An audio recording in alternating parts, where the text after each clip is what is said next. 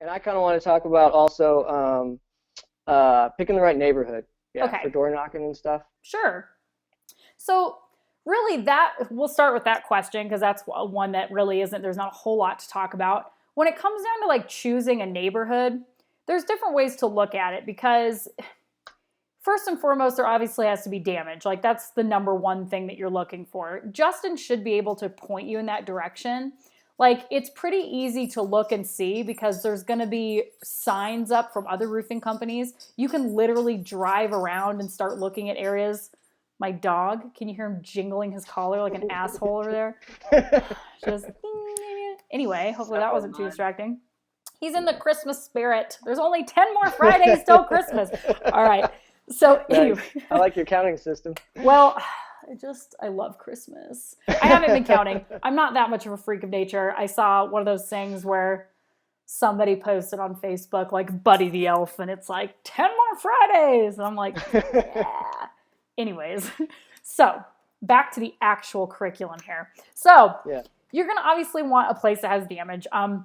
Sometimes when you're new, it can feel like, what do you want me to do? Just like drive around? But that is kind of what you can do is drive around and look for neighborhoods that have a roofing sign in them or a couple.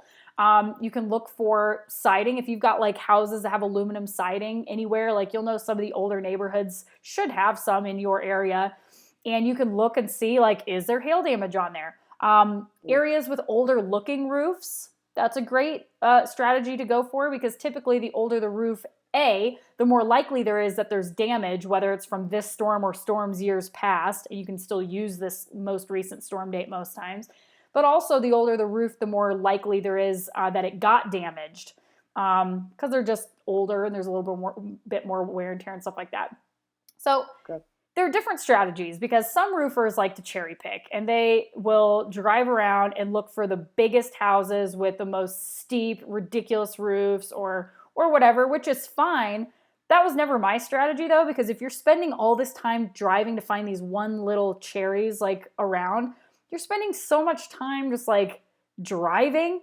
My strategy was just find a neighborhood, and I would sometimes take the neighborhoods that no one else would take, like the little 12 or 14 square bungalows in like the kind of shitty neighborhoods sometimes. I would go and take those because nobody was there. I had the neighborhood all to myself.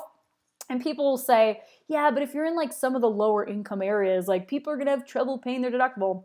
Bullshit. Those people still have 62-inch freaking TVs on their walls and motorcycles in the ground. That's all in people's heads.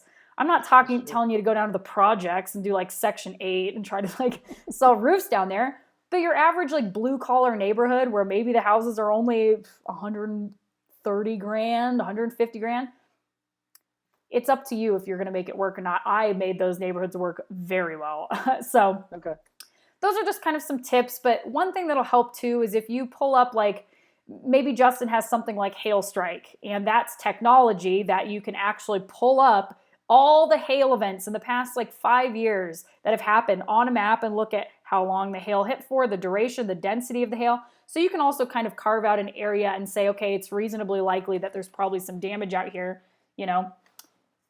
Last thing that I'll tell you is anywhere else where they have claims, ask Justin, show me the addresses of the claims you have and go scope out those areas. And if they look like good areas, do them. Okay. So 3 tabs also. 3 tabs are usually more likely to be damaged than the architecturals in a lot of cases, especially if the hail wasn't like 2.5 or 3 inches wide. So that's what I got for you. Does that help? That's good. Yeah, that does. Okay. Yeah.